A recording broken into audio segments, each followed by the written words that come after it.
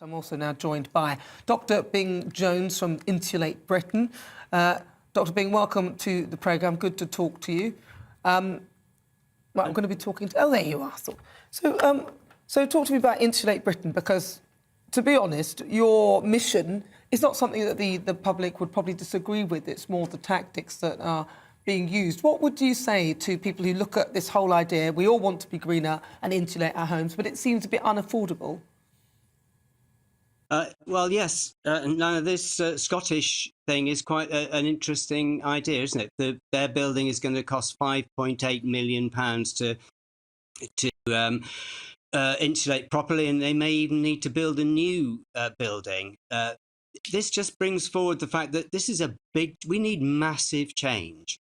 Insulation is a good start, though. People can understand insulation.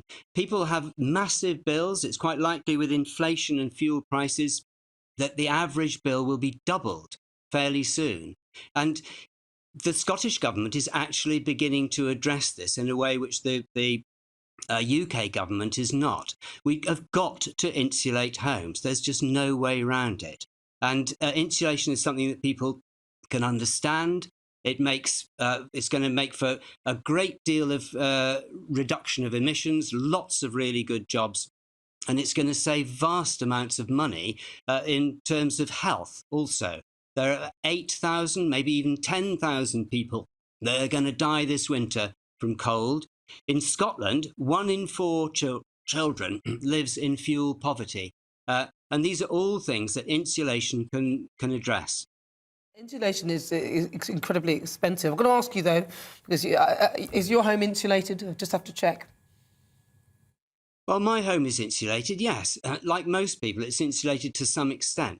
But it could be insulated so much more. And the biggest crime is that we're still building houses which are not insulated adequately. And so we're going to have to retrofit them all. None of this is just a job that has to be done. We've heard today that typhoons are going to be, these really bad hurricanes are going to be extending into wider areas.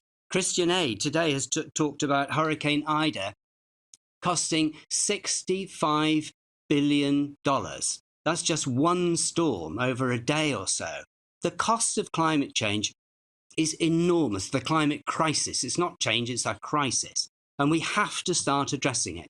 And the UK has to start, and insulation and making houses and buildings, government buildings, better for heating is just the place to start. So it's a good story, and it's something we're going to have to address. It's expensive, but we're going to have to do it.